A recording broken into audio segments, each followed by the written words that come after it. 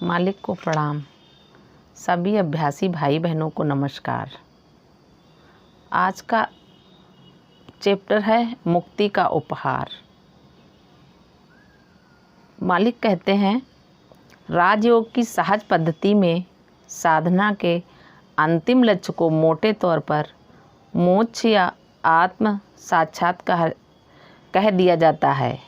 साधारणतः इन्हें एक दूसरे की जगह इस्तेमाल कर लिया जाता है, मानो वे समानार्थक शब्द हों और अस्तित्व की किसी एक ऐसी हालत को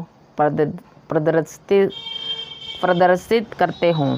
जो लोग गुरुदेव के निकट हैं और जो गुरुदेव द्वारा पद्धति में शब्दों का इस्तेमाल करने से बाखूबी परिचित हैं, वे जानते हैं कि इन दोनों शब्दों में केवल शाब्दिक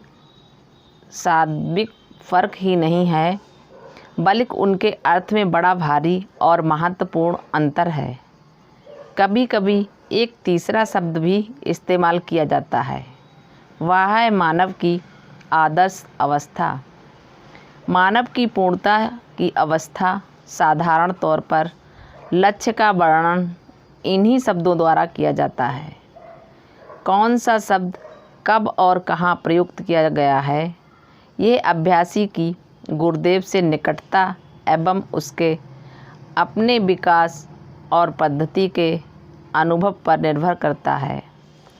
जहाँ तक मैं इस विषय को समझ पाया हूँ, मुझे ऐसा लगता है कि साक्षात्कार के मुकाबले में मुक्ति कुछ निचली श्रेणी की उपलब्धि का नाम होता है।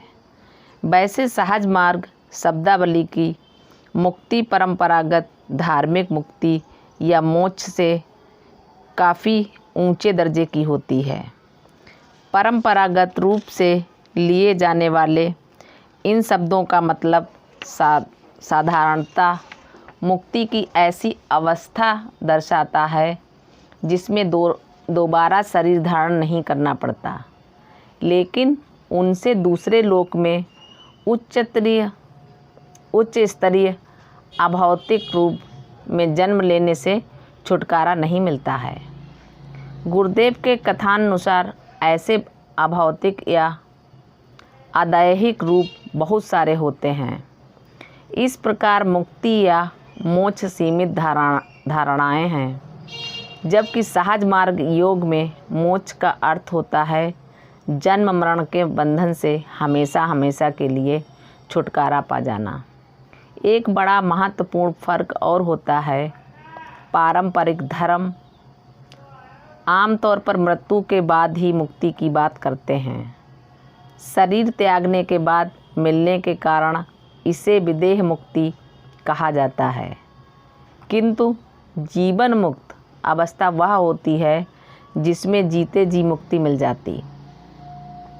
ऐसी मुक्ति उच्च कोटि की मानी जाती है, जो बहुत कम लोगों को नसीब होती है।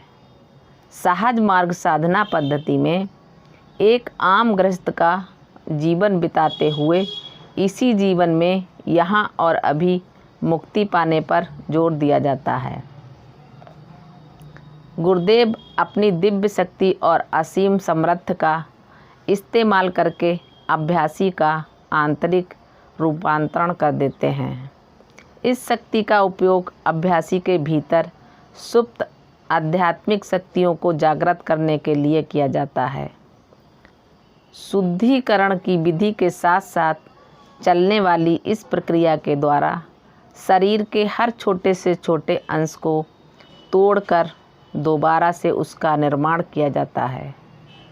इस तरह धीरे धीरे उसका इस हद तक रूपांतरण कर दिया जाता है कि उसमें भौतिकता का जरा सा भी अंश बाकी नहीं रहता।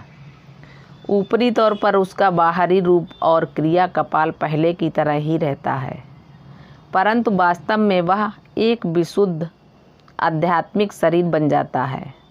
ऐसा शुद्ध शरीर पंचकोशों या आवरणों से परे माना जाता है। ऐसा शरीर ही किसी मुक्त आत्मा का निवास स्थान बन जाता है।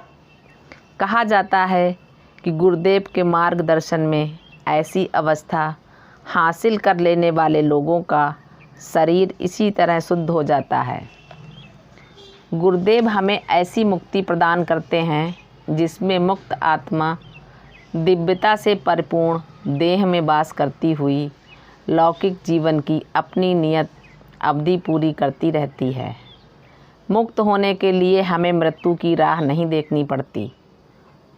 हो सकता है दूसरी पद्धतियों में इसकी ज़रूरत पड़ती हो, जहाँ आत्मा के वाहन रूपी इस शरीर को आत्मा के निवास के लिए शुद्ध और दिव्य बनाना संभव नहीं होता है। लेकिन गुरुदेव प्राणहुति के द्वारा इस स्थूल भौतिक देह के परमाणु स्तर सही शब्द न मिलने की वजह से परमाणु शब्द का इस्तेमाल किया है, पर काम करके उसका नए आध्यात्मिक या दिव्य शरीर के रूप में नवनिर्माण करते हैं। जब मैंने गुरुदेव से मुक्ति की संक्षिप्त परिभाषा बताने की विनती की तो उन्होंने बताया, मोक्ष प्रदान करने के लिए सबसे पहले इंसान के काल को तोड़ा जाता है। सर्वप्रथम काल का बंधन ही नहीं नष्ट किया जाता है। इसका मतलब बिल्कुल स्पष्ट है, यानी कि मुक्त होने वाले काल से परे चले जाते हैं।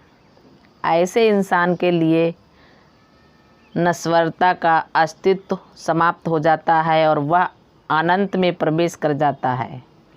एक लंबे अरसे से मैं अनंत की धारणा को समझने का प्रयत्न करता रहा हूँ और केवल इतना ही समझ पाया हूँ कि अनंत का मतलब काल का असीमित रूप में बढ़ते जाना नहीं है। ऐसे लगता है कि वह अस्तित्व का एक अलग ही स्तर होता है। 10 साल पहले मैंने गुरुदेव के चरणों में साधना शुरू की थी। तब से लेकर अब तक इस मसले पर मेरी समझ वैसी की वैसी ही है, लेकिन एक बार मैंने अनंत का अनुभव किया है जिसे मैं कभी भूल नहीं सकता। यह शायद 1968 के अंतिम दिनों की बात होगी। उत्तरी भारत के अपने दौरे के दौरान गुरुदेव के साथ 2-1 दिन बिताने के इरादे से मैं शाहजहाँपुर जा पहुँचा। सुबह के समय एक दिन गुरुदेव ने मुझे एक व्यक्तिगत सीटिंग दी। मैं इतना तल्लीन हो गया कि बाहरी दुनिया का होश ही न रहा। सीटिंग के अंत में अचानक कुछ मिनटों के लिए मुझे ऐसा लगा जैसे मैं एक चमकीले सागर में बह रहा हूँ।